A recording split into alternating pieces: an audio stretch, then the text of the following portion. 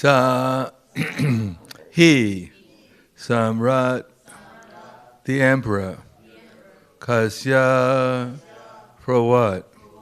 Va, or. Heto, reason. Pandunam, of the sons of Pandu. Manavardhana, one who riches the family. Praya upavishta, sitting and fasting. Gangayam, on the bank of the Ganges. Anadritya, neglecting. Adirat, acquired kingdom. Shriyam, opulences.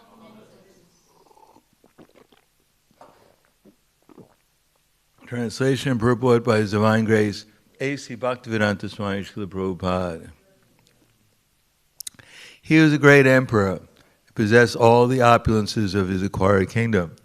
He was so exalted that he was increasing the prestige of the Pandu dynasty.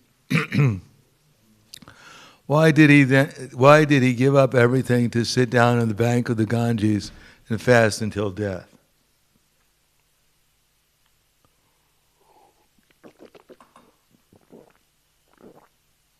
Please repeat. He was a great emperor and possessed all the opulences of his acquired kingdom. He was so exalted that he was increasing the prestige of the Pandu dynasty. Why did he give up everything to sit down at the bank of the Ganges and fast until death? Purport. Maharaj Parikshit was the emperor of the world and all the seas and oceans. He did not have to take the trouble to acquire such a kingdom by his own effort. He inherited it from his grandfathers, Maharaj Yudhisthira and brothers. Besides that, he was doing well in the administration and was worthy of the good names of his forefathers. Consequently, there is nothing undesirable in his opulence and administration.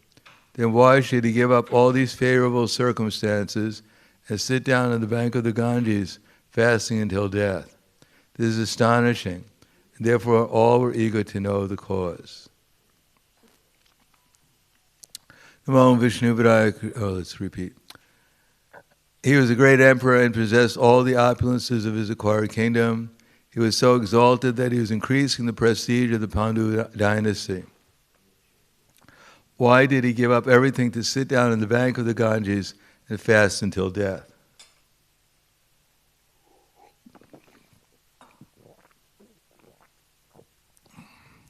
Namo Vishnu Padaya Krishna Prasthaya Bhutaya Srimate Bhaktivedanta Swami Namane Namaste Saraswatunde Ve Gauravani Vacharane Nirvishesha Srinivadi Paskadyade Siddharne. In the Bhagavad Gita it said, Sa Nisha Sarabhutanam Tasyam Jagrati Samyami. Yes. Sa Nisha Sarabhutani Tasyam Jagrati Sa Nisha Pashuto Mune. Sa Nisha Sarabhutanam Tasyam Jagrati Bhut Samyami, that's right. Sa Nisha Sarabhutanam Tasyam Jagrati Samyami Tasya Jagrati Bhutani Sa Nisha Pashuto Mune. What is night for all sentient beings is the time of awakening for the self-controlled. What is night for the self-controlled is the time of awakening for all sentient beings. Krishna consciousness is actually quite a mystery. Because if we've never been to a place, we don't really know what it's like. And unless one is actually Krishna conscious, then one cannot conceive of what actually is Krishna consciousness. So similarly, the contrast between Maharaj Parikshit, which is one of the many contrasts in the Srimad Bhagavatam, of one who's has all opulence and yet is unattached to that opulence. It's inconceivable for one who has no opulence or little opulence and is attached to whatever little opulence they have.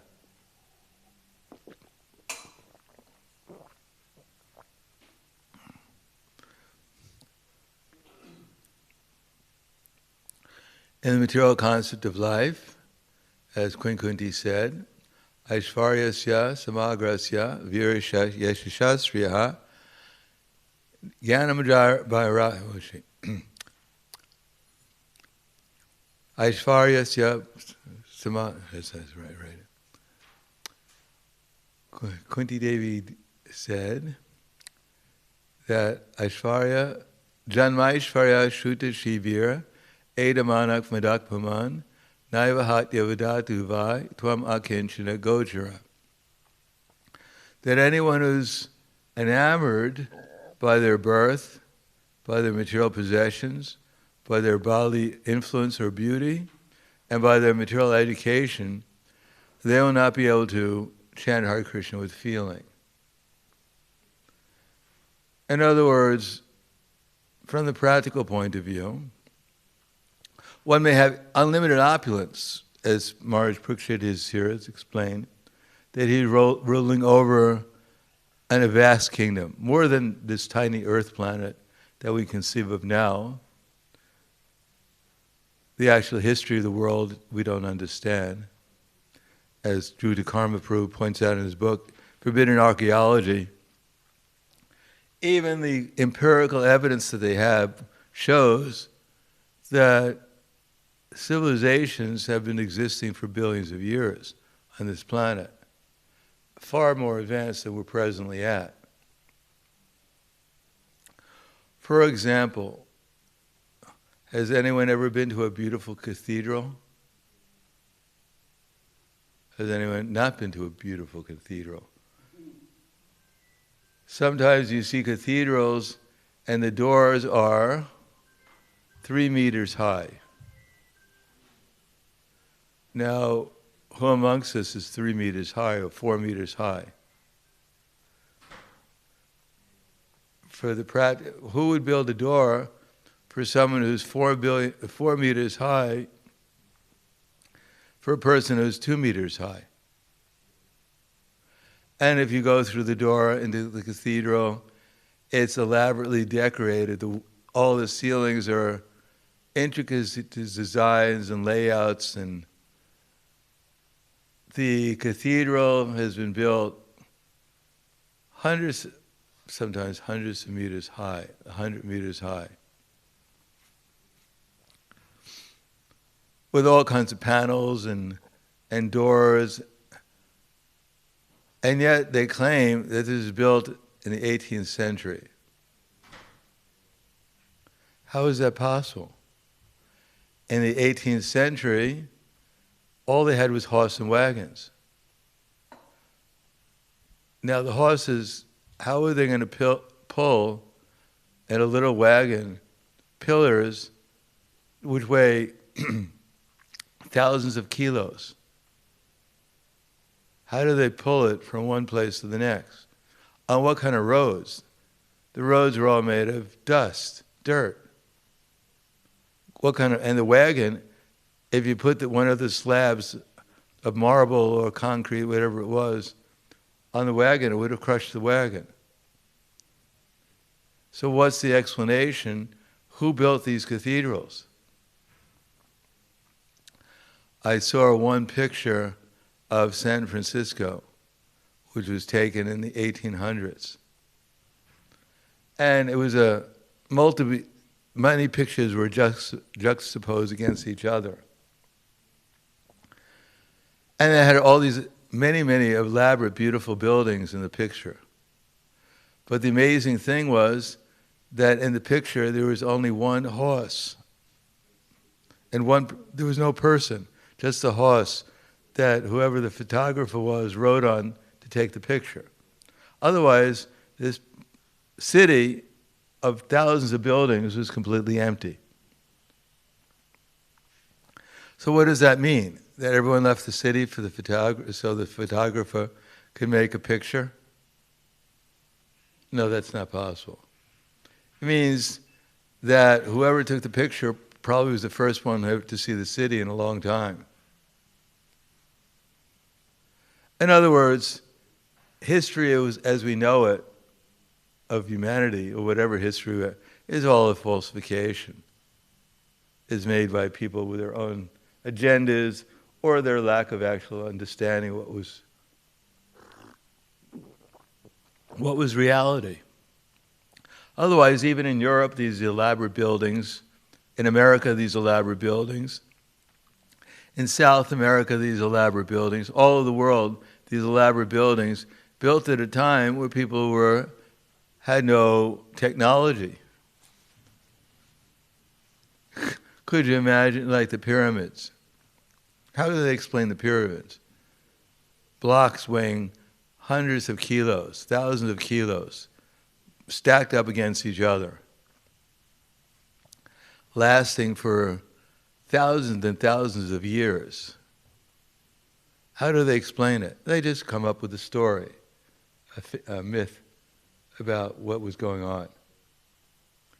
How all these, in the South America, they have these buildings built astronomically perfect according to the stars. They supposedly didn't have any telescopes. They supposedly didn't have any astronomy.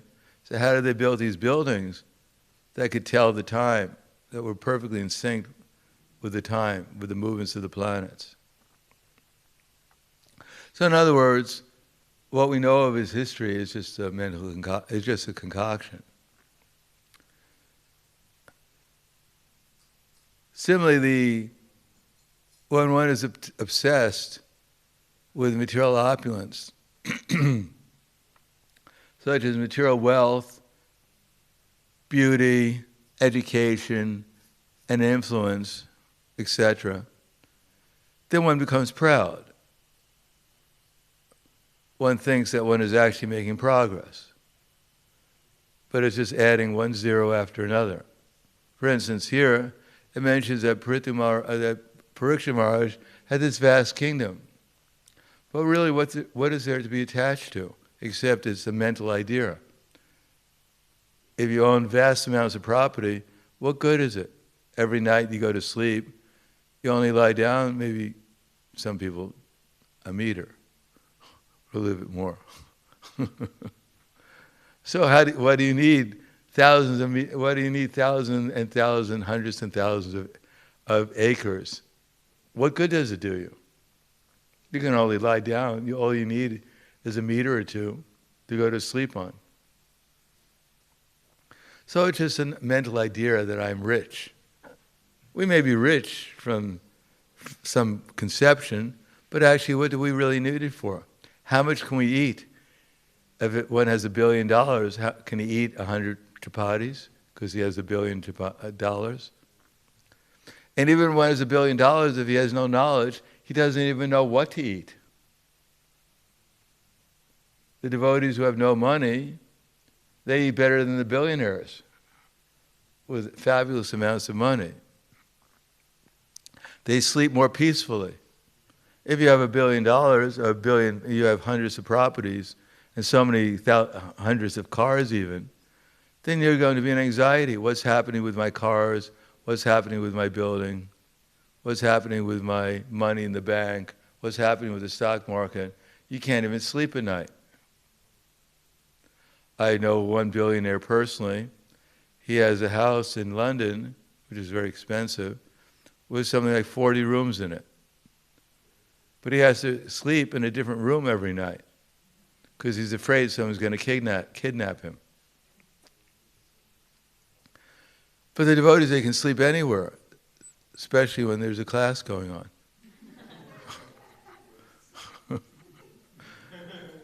Even if their life depends on philosophy, they go to sleep anyhow.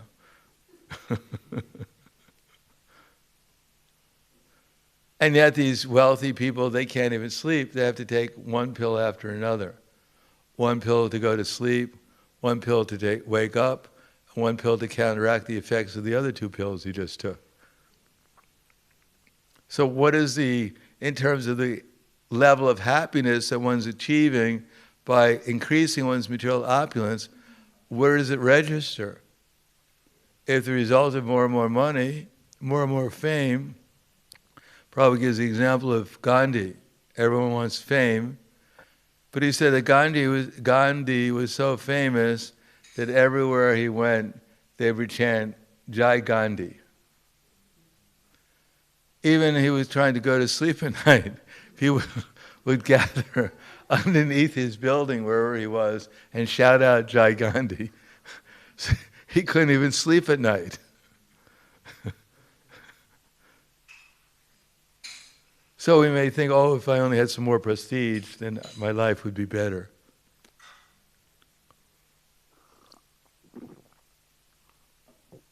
But actually we have to see things from the point of view of consciousness. From the point of view of consciousness, we actually become happy by love, appreciation. Appreciation is a little bit of a manifestation of love. So we have no appreciation for anything else other than my false ego. How much happiness can we get from loving our false ego, appreciating it? Our glorious activities. If someone followed us around for the whole day, wherever we were, even in the bathroom, and recorded and put it on the internet, this is so-and-so's Leela. How much would it actually be appreciated? How much would we be embarrassed by our Leelas? One time Prabhupada was going in New Vrindavan and he had his sacred thread wrapped around his ear and he had a loda with him going into the forest. And Burjan Prabhu was going into the forest with Prabhupada to take pictures. And Prabhupada said, not necessary.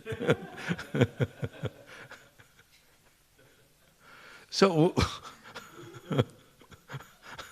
what is our Leela? How beautiful and glorious is it actually? And yet, due to our false ego, we imagine we have some kind of special place in the universe that should be recorded and remembered from now until time immemorial. So that is called illusion. On the other hand, our level of appreciation may not be so significant towards others. And even if we have significant appreciation towards others, what is the value of that appreciation, that adoration, that worship? Look at the people. Some people in general.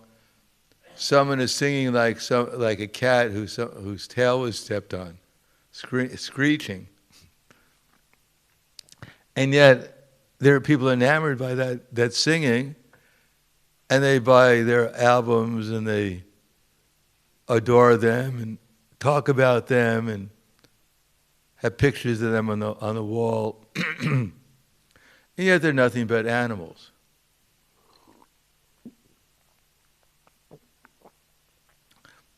And indeed, their next lifetime, their followers will become animals like they will become.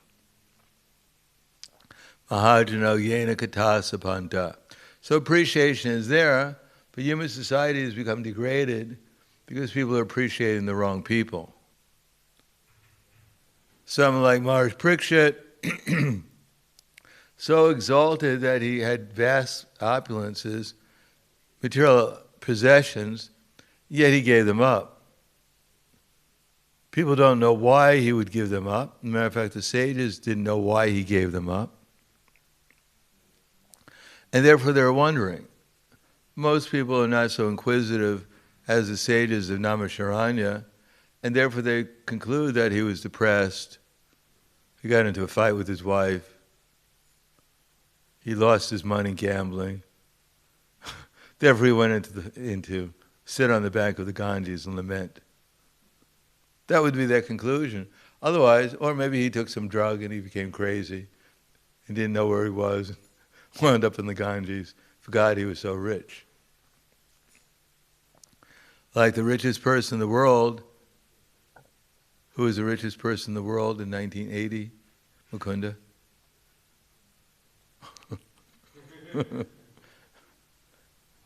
He was an oil magnate. Howard Hughes. He was worth around $16 billion at that time, which would be approximately around $160 billion now. But he was crazy. He used to hitchhike, and whoever picked him up, he'd sign up all his money to him. Because he was never held up in court, they understood that this person's a little crazy. What's that? He'd go hitchhiking, and whoever picked him up, he'd sign over all his wealth to him.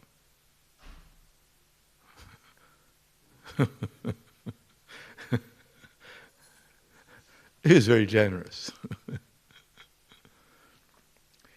At the end of his life, he lived in a small room, and he'd never come out of it. He had a little slit in a window in the room, and people would bring him his food, and it would be irradiated by rays, because he was afraid that he'd be killed by a microbe, a germ. He was fearful of microbes. He thought some microbe was out to get him.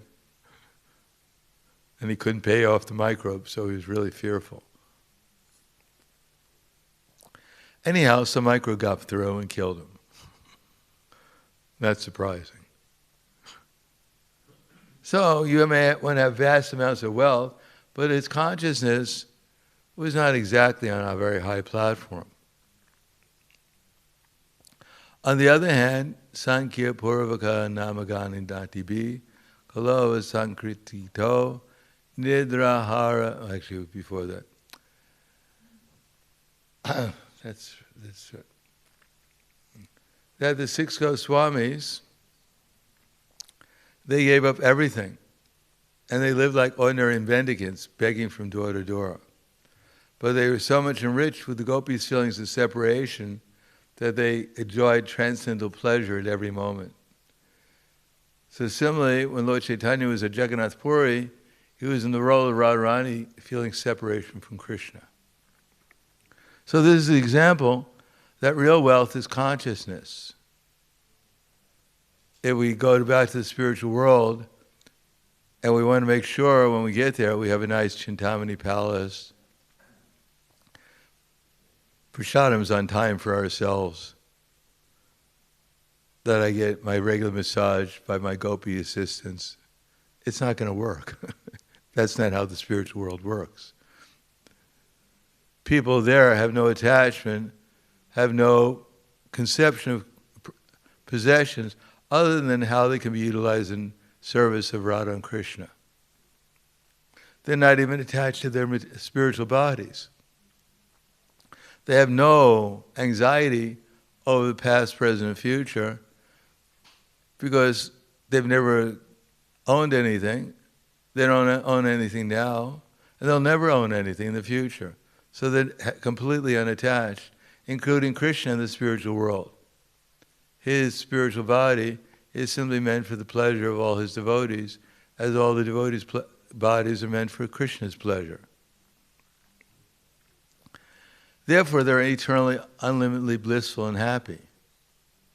And here, if we're worried about this body or anything in relation to the body, it immediately produces anxiety. I don't know if anyone has experienced anxiety over anything here, like the past, present, or future. But it's all due to this misconception that we own something. In the spiritual world, the devotees just think, I am Krishna's and Krishna is mine. That's all they think. There's no I have anything other than Krishna. So Maharaj Parikshit was such a devotee. He didn't think that he needed any material possessions, because material possessions, what are they? There are just different combinations of material elements. Earth, water, fire, air, ether, mind, intelligence, and false ego, just appearing temporarily in different forms, as if in a dream. If one is in a dream, one may be enamored that one is sleeping and suddenly he's the king of a big kingdom. He has so many servants, he has vast amounts of wealth. He looks in the mirror and he falls in love with himself in the mirror.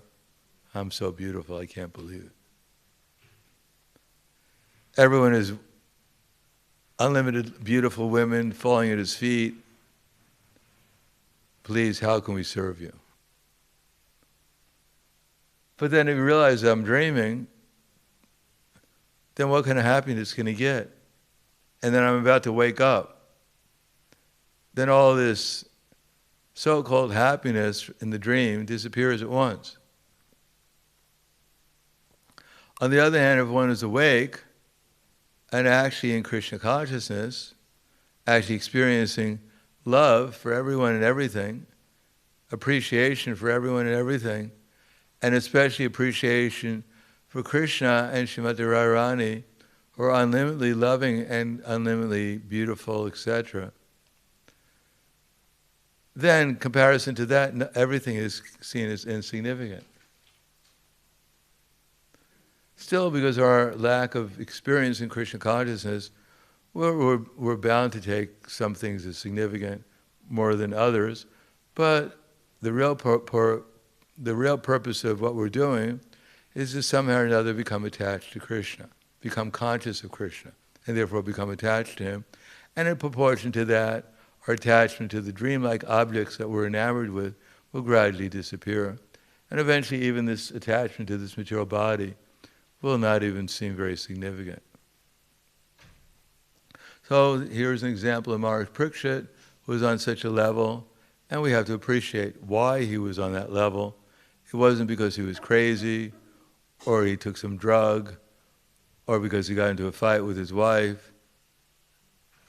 No, it was because he was on such an exalted platform, and he saw everything as Krishna's arrangement. Therefore, he was happy to sit on the bank of the Ganges and hear about Krishna and go back to the spiritual world. So I'll stop there. Thank you. Any questions or comments? Yes.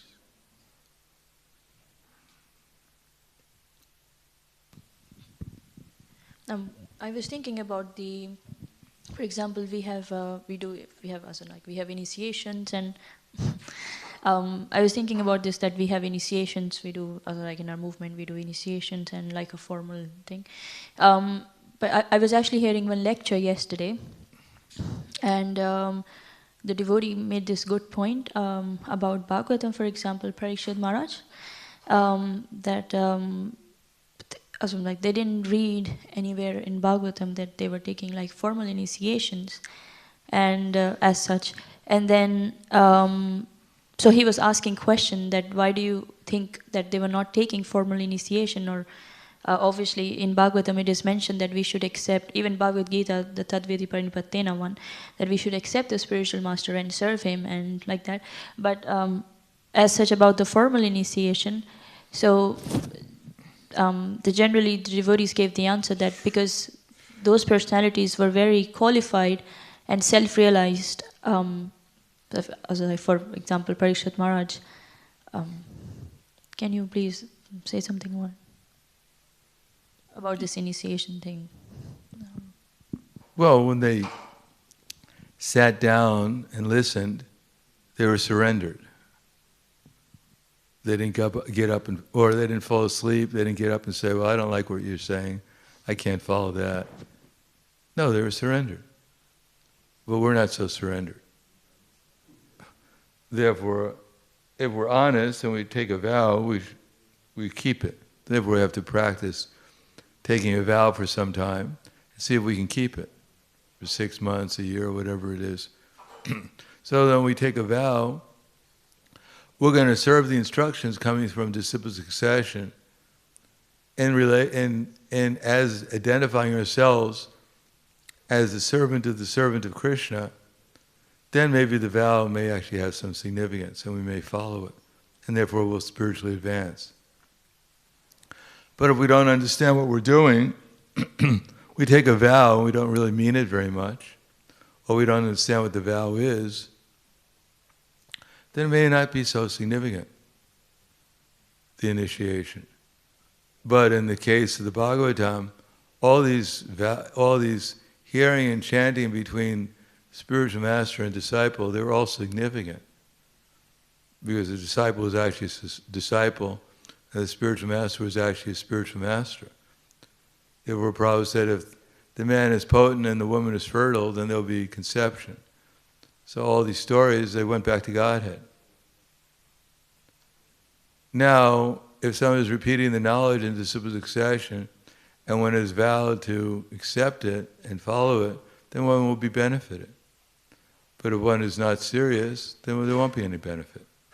But therefore we have initiation, because most of us are not so serious, and therefore we have to be trained to taking vows, so that when we take a vow, we actually mean it. Anything else? This also lies in the training, because people before, they were quite qualified and trained from the beginning. But for us, we're not so trained. Yeah, we're not trained. We're trained in the wrong way. We're trained to be animals. And we're proud of it. The bigger one becomes an animal, the more proud one becomes.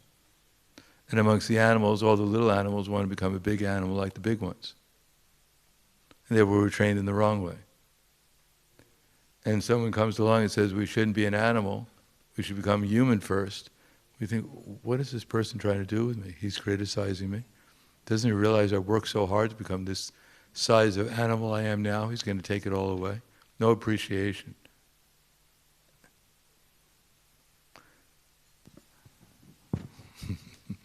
Even the four regulative principles that we follow are just to sort of put us on the human platform of life. Yeah, it's the beginning of human life.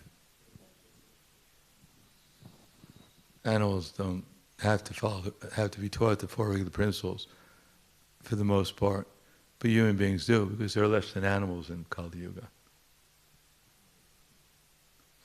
Anything else? Grantaraj Srimad Bhagavatam ki jai, Srila Prabhupada ki jai, Gaur Premanande.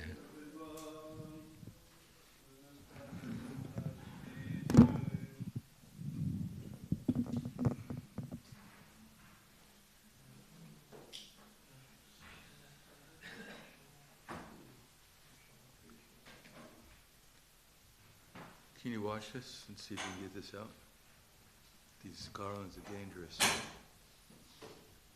Yeah. It's from these petals.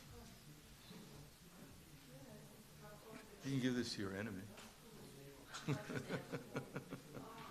That way they'll get the clothes stained. That's how I got my clothes stained.